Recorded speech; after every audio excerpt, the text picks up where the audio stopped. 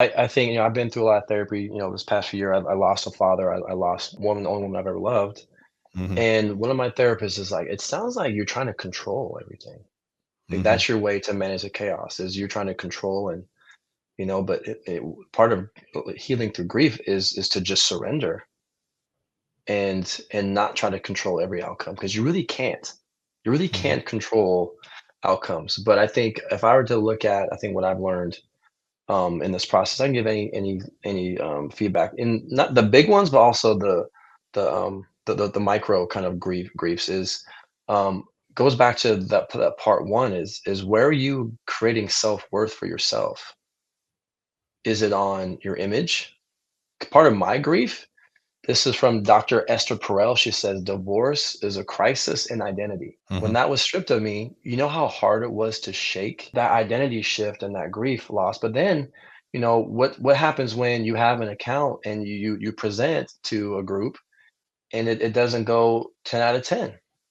Where are Hmm. you getting your self-worth? Like I grieve, like I put myself at a level like I'm the best of the best, and I expect the audience to say that. And when it doesn't, how do I handle that? And that's why you have to go back as you can't control outcomes. You can control how you show up and how you respond. Welcome to Limitless Minds, the podcast where curiosity meets greatness. Each week, co-hosts DJ Eitzen and Harry Wilson sit down with some of the most exceptional individuals across sports, business, and beyond. From world-class athletes and peak performance coaches to visionary CEOs, entrepreneurs, and influential authors, they dive deep into the stories and strategies that drive extraordinary success. If you're ready to discover what it takes to be truly limitless and push beyond your own limits, you're in the right place. On today's Limitless Minds podcast, we have a former two-sport Pac-12 Washington State Cougar, a football and baseball player, and a perennial top 1%er in the biotech industry. Collin Henderson has become a renowned speaker, author, and peak performance coach with a passion for helping individuals and teams unlock their full potential. Collin has coached elite athletes, corporate leaders, and high-performing professionals, empowering them to overcome mental barriers and achieve sustained success. His expertise in mental conditioning, habit formation, and emotional intelligence has made him a sought-after thought leader in the field of personal development. As an author of several books on mindset mastery, Collin continues to inspire people to live with purpose, resilience, and confidence. Check it out. All right, what's up, everybody? We're back on the Limitless Minds podcast. We're at part two of a great conversation with Collin Henderson. As I mentioned, Collin is a renowned speaker, author, a mindset coach, peak performance coach.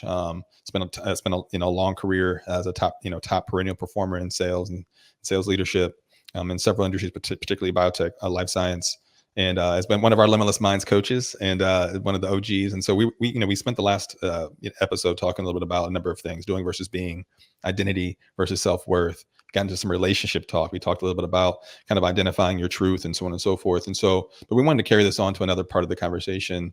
Collin and I were talking offline about this topic of grief and like handling grief and how to create some systems to help you handle grief and what grief is, and like just talking about this a little bit because I know it's something close to my heart. I feel like I've even experienced my own level of grief, recently, and actually really kind of been ruminating on it for some time, whether it be a loss of a friend, an individual, a family member, or even kind of those micro losses, right? Or changing of seasons, if you will. You know what I mean? Where things are changing, they're big changes. You're not quite sure how to resolve them or reconcile them. And so you kind of sit in this like hot tub of grief. And so I just really wanted to kind of, rap to you guys about it and talk about it from your perspectives. And maybe first, I mean, Collin, I don't know if you could even help us kind of define from your perspective what grief is, right? And Mhm, maybe what it's not, right? Potentially, mhm. and how it can impact performance. Both, yes, certainly as a professional, whether it be an athlete or whether it be a corporate athlete, but also just as a father, a mother, a spouse, etc. Maybe kind Mhm. of set aside, if you will. Yeah, I would just define grief as mental and emotional pain that is caused by a loss. Yeah. Because you can't feel grief unless you feel pain. Hmm. And that would kind of coincide together. And it doesn't need to be just a loved one. It could be a loss of a job. It could be a loss of a friend. It could be your identity has been stripped. It could be these micro macro losses where you physically and mentally, emotionally are hurting. And it's like, how do I navigate it? And I think the old hats are, we wouldn't talk about it, especially men. We don't talk about our feelings and where we're hurting. But when I mentor men, there's a section I teach is I call it Lost Boys. If you look Mhm. at, where it goes, in men and women, it's the same. But I feel like women maybe do a better job of talking through it than men do. But this idea of Lost Boys, the majority of prisons are men, over 80%. You look at a crime that's due to violence. You look at addiction on drugs. You look at homelessness, suicides, 4-to-1, male female. Mm. So we have not done a good job of teaching. I have a son, DJ. You have a son, Harry. Your daughters are two sons. You're gonna, daughter's gonna marry someone. So it's like, what are we doing to talk about both sides? How we're dealing with loss and grief and pain? So do you stuff it down? Do you try to, So I think the worst thing we can do for grief is to isolate. That's Mhm. the scariest thing anyone can do, is to think that this has just happened to me. I don't want to burden someone. So I think the first thing I would teach anybody about grief is that it's normal. It's a part of the human condition. It's unfortunately, we're not in heaven. We're on earth, and there's gonna be love, there's gonna be loss, there's gonna be hurt, there's gonna be pain. That's just part of it. But I think what we need to also understand is that what you don't feel won't heal. If Wow. you don't give yourself the compassion to cry, to mourn, to yell into a pillow, to seek out a therapist or a counselor or a small group or a coach, and really not try to wear the burden alone. So I think we can kind of get into a conversation. What are some different ways that we can grieve? Mhm. Just pause right there. Yeah, no, it's interesting. Yeah, some of the things that you're saying, and it's I think about different times that I've grieved or I'm grieving. Um, who is it that you turn to, and how do you cope personally with grief? Well, I would say that pain and shame cannot be healed unless it's shared. Just let that one thing sink in. Pain and shame and grief cannot be fully healed unless it's shared. But true happiness can't be actualized unless it's shared. So I want everyone in here to think about, who's on my team. Trev's last book, talking one of the chapters is building a team around you. So nobody should worry or win alone. So I have a therapist, I have a coach. So I'm surrounded. I have a therapist to help me deal with heavy, heavy, heavy stuff. I have a coach that helps me navigate business, life, different things moving forward. But the third thing everybody needs is a community. Do you have a small group of people that you trust? So everyone needs three things: a counselor, a coach, a community, and a bonus, a church, whatever that is for you, whatever you value that's bigger than yourself. So, DJ, great question. I think when we're looking at our life and building a team and building systems around us, like, who are some people? You don't gotta tell everyone, but do I have, a few people in my corner that I've actually verbalized, hey, when I'm going through a season, can I talk to you? And Mhm. whether it's someone you trust or if it's someone who's trained and has a license to do this, that's awesome. But I think the other best thing we can do, especially for growing ourselves and for our friendships, is get into a small group. Yeah. Yeah. Yeah. I mean, you got to have some accountability partners, you know what I mean? And people that can, that else you can lean on and share, like you said. I mean, I think that it's, because I think typically when you talk about the topic of grief, you're thinking about some of the things that we kind of touched on, right? You lost, a big loss, you know, an illness, like things that are like really heavy, right? But then there's like the daily, just the really, obviously you can just call it adversity, right? The daily challenges, the setbacks, things that are, kind of new chapters, right? Good, bad, and ugly, right? And that change, kind of that personal change management, right? And I found myself kind of reflecting on those things, and I feel it's like, and I say to myself, I feel like I'm grieving almost, right? Like, and I don't know if it's a function of not wanting to let go of whatever was, right? And hence like feeling like you're letting go of, whatever the comfort maybe, right? Or the, something that was already kind of, was established and now you're moving forward. like, can you talk a little bit about those kind of daily setbacks and how, as those accumulate, Mhm, they can affect that adversity tolerance, you know what I mean? Because they seem like they're hard, like mhm. some of those grieving moments make it harder to bounce back. You know what I mean? Yeah, Like the no, healing, I it takes agree. longer to heal or whatever. Well, I think, I've been through a lot of therapy, this past few year. I lost a father. I lost, my the only woman I've ever loved. Hmm. And one of my therapists is like, "It sounds like you're trying to control everything. Like, Hmm. that's your way to manage the chaos, is you're trying to control." And, but part of healing through grief is to just surrender and not try to control every outcome, because you really can't. You really Hmm. can't control outcomes. But I think if I were to look at, I think what I've learned in this process, I can give any feedback in not the big ones, but also the micro kind of griefs is um, goes back to that part one is where are you creating self-worth for yourself? Is it on your image? Part of my grief, this is from Dr. Esther Perel. She says divorce is a crisis in identity. Mm, mm, I saw myself, I'm a father, number one. No, I'm a husband, number one. I'm a father, number two. When mhm. that was stripped of me, you know how hard it was to shake Mm. this pain and this, like, dude, I love my wife and my family. That is my utmost number one.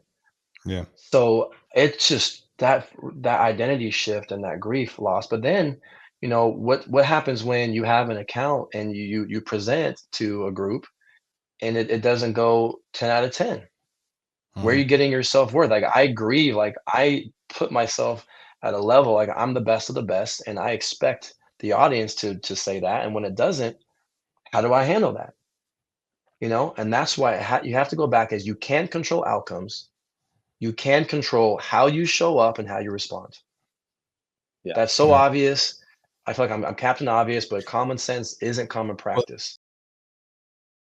you mentioned, I mean, even part one, right? You mentioned the arrow or the target, right? And I was like, I'll be Mhm, the arrow, man. I'm trying to be the arrow. I'm trying to control. I'm trying to be the one. I'm Yeah. the heat seeker. I'm going to do this. Yeah. But you Yeah. made, I mean, like the way you made that analogy of like the target doesn't move, Man, right? The target is still, right? The that's target is calm, that's right. right? You It's know, powerful. um, and uh, and it's really profound. It's easier said than done, probably, to be the target, right? But I think that it's something that really hit me in part one that No question. resonates here. You know what I mean? I think in those grief moments, I've tried to like take control, you know what I mean? And like mhm, hold on tight, whether it be to the past mhm, or like creating stories for the future, right? mhm. And that's being the arrow, right? Well, Versus and yeah, I can give an example of a micro grief. yeah, yeah. Having 5 kids, DJ, you have 5, Harry, you have 3, and, sometimes, like, they're, like, into you a lot, maybe they can be into mom, there's a season, you know? Hmm. And Bella, our oldest daughter, like, there was, like, a window in time where she was just not interested in me. It's the first time I've ever seen it, and my first instinct is to control, ask questions, and just shooting arrows. Mm. And I was Yeah. like, "Okay, this is actually backfiring." Like, by doing more and trying to control more, it's actually pushing her more ways. Like, "Yo, C-Han, you gotta talk." Is that third person talk? I was like, "You gotta be a Uh-uh. target. You gotta be a you gotta be a Yeah. target, and watch this, the person with nothing to prove is the most powerful person in the room." So let your energy and your love and your essence of forgiveness and loving yourself and yet needing someone's approval in order to love yourself, needing someone's validation in order to manage grief. So I was like, yo, I'm just gonna keep it chill. I'm just gonna do what I do and just give her space and just be loving and be attentive and be present. And when she wants to have some more dad time, I'm ready. That's it. How old is she? She's at 10.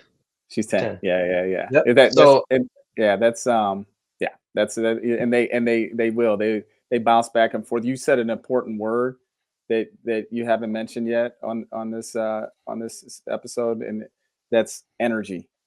And like it's amazing. Some days I'll just focus on, like, my pre-call plan is, what kind of energy am I going to bring to this call, above and beyond what am I going to say, what I'm going to ask. And it's amazing when you focus on your energy, whether it's with your kids, your team, a client, on how that can change the momentum and shift the momentum of a call or an interaction. And so, Mhm, with how does energy play for you into grief? And tell mhm. me how those two play together. Well, that's a great segue into kind of to finish the story is I told myself, my energy is I'm the target.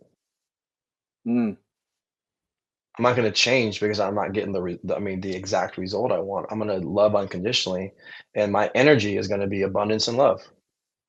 And it was just a short turnaround, and she came right back. Like, it wasn't like she was running away, but, like, right. I didn't press, I didn't force, I was patient, I was present. But, DJ, you said a great thing as your pre-call plan, and when we do workshops on Limitless Minds, one of my catchphrases, I got a lot of them, is, "It begins before it begins." In football, there's a 3 hours of competition. There's only 11 minutes of actual play. There's 2 hours and 49 minutes where you can think yourself into failure. So they train for those 6 seconds, but there's 35 seconds of thinking, good or bad, that's gonna derive and influence how you perform. So when you wake up in the morning, before you meet with your family, before you go to work, before you jump on your Zoom, before you meet with a client, what are you doing to condition and set your intention on how you're gonna show up? Mm, So that's a daily thing, and I have a tattoo, Romans 12:2, "Don't conform to the patterns of this world, be transformed by the renewing of your mind." So by setting Love your it. intention is you're renewing, you're deciding. It's by design, it's not by default, because feelings aren't facts. Feelings aren't final. So you get to decide, today this is how I'm gonna show up. I'm gonna have empathy today. yep. Today, based off what I'm seeing from my team, I wanna be super curious. Today it looks like people are dragging a little bit. I'm gonna step it up. I'm gonna bring the juice. Oh, if people are hurting right now, man, I'm gonna be compassionate. I'm gonna be a great listener. But part of leadership and part of owning your mindset, doing versus being, is just observing and kind of thinking like, what is the moment need right now? How can I show up and decide? Don't let your environment dictate your energy. Your energy influences the environment around you. Yeah. Yeah. You know what's interesting is like it was a few months ago. I was on a setting up a Zoom call with some folks on the team on my team, and I had asked this one particular person. I was like, hey, I was like, we were talking. I was like, "Hello, I could use your energy on this call. I think the team could use it. This was a high energy individual, and this person was like, I don't have any, man. I was like, and it kind of shocked me because I was like, oh, and this person was like, hey, like, and basically they were calling out the fact that I was asking them to bring the energy when their fuel tank was empty. You know what I Mm, mean? And I get that. I kind of that I understand that, and that kind of made me pause because not everybody's coming with a full tank or even a quarter tank. They're on E. I don't know if anybody's ever run out of gas before on the interstate. I have. Your boy has. I don't know how that happens, but it did. And it's an embarrassing feeling, right? But when you don't have the fuel, like you know, and people are asking for it, and mhm. you're called to the podium. You know what I mean? Like you're called to the podium at the post game, speech at the podium, and you've had a tough game. It's been a rough week. It's been a rough kind of season, if you will. How do you find energy? How do you fuel up? I mean, is it just simply those tactics of like pumping yourself up, right? Like there's got to be No, more. Like how do I yeah. consistently bring the energy if I'm just out? You know? Well, a lot of it is Trev used to say, what do you consume? What do you listen to? What do you allow in your environment? Hmm. So let's just finish this target analogy. This is, man, did we plan this like this? I don't know, but This is yeah, I mean, amazing. We're bringing it nice back. little thread, We're nice tying little it. thread. Yeah, man. It's We're good This is energy. red thread from part one to part two. So we learned that the center of that bullseye is your identity. How do you see yourself? Where do you get significance? Mhm. Let's shift it from outcomes to process to authenticity to growth to service to forgiveness. Let's make that a core of how we see ourselves, and that's done by how you label yourself. Labels can be limiting, but labels can make you limitless. Let's use words to shape. um, I love to serve, I love to grow. This identity needs to be, my desire to grow is stronger than my ego. My desire to impact is stronger than my identity or my image of what I think people think. Now the next ring is, this is what we teach at Limitless Mind. Staying neutral is about behaviors. What behaviors do I commit to do that's going to help me optimize myself and my team? You literally, your identity, we're going to use words and values to derive our identity, our image, our worth. what we see, what we evaluate. And then the next ring is, okay, what are some recovery behaviors? What are some systems of margin I put in my life? As a leader, what am I going to delegate? What am I going to automate? What am I going to eliminate? That's designing behaviors that I commit to do and not to. Rest, hydration, sleep. To delegate, sometimes it's hard because we want to control all the arrows, don't we? We want to control all of it. So you have to literally look at your day and look at your week and say, what behaviors do I need to do that's most important for my role, for my job, but for myself so I can show up for others. So you literally would like with the coach, you talked about journaling, you talked about, time to reflect. How many of us pre-plan our meals for the week? So I think in Harry leader, does. well, I'm just saying, I go if through. I if mean, sometimes I do. I go through these 2 week Yeah, streaks, man. and then the next 2 weeks, eat so like an asshole, and then keep going. Yeah, well, normal. this is why I mean I don't ever like to sell from a platform, but this is why someone like Limitless Minds, like coach, can help you. Is we're going to help you design a healthy identity, self-talk, language. I got to watch Trevor work with Russ, and he designed language and how he would talk to himself on what he valued. And then the next ring is we want to help you design behaviors of greatness, behaviors of optimizing time and service, and what are our key things we're going to work on. That's how you can do that. You can make energy a bucket: hydration, sleep, recovery, exercise.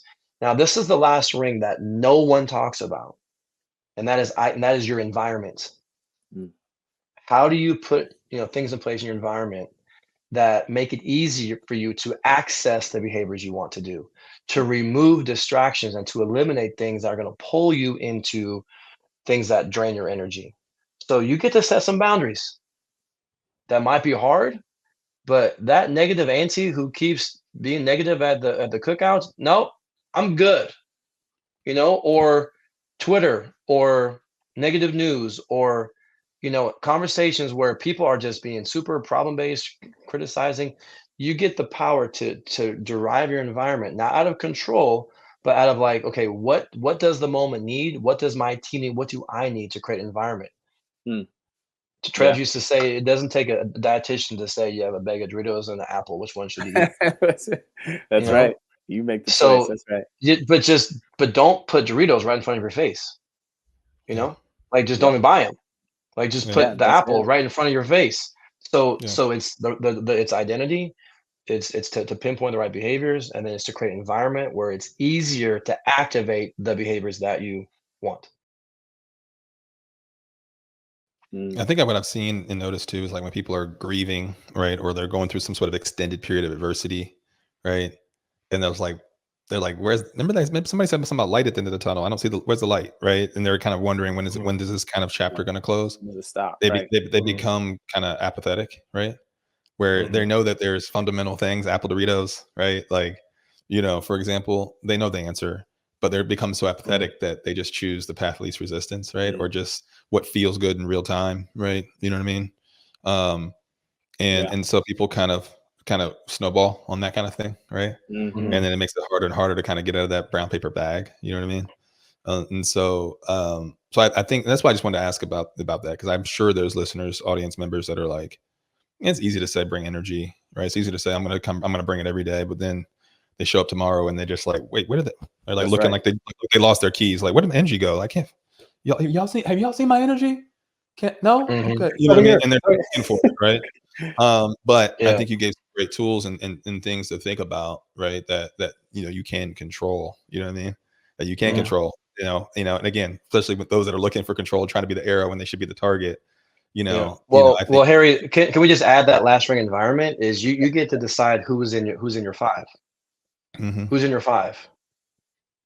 Like a simple drill y'all can do right now is trace your hand on a piece of paper and ask yourself, who are the five people I spend the most time with? There are three types of people: a minus, an equal, or a plus. Mhm. So the people I'm around, are they taking energy from me? Are we on the same level in energy? And is there a pluses who are giving me energy?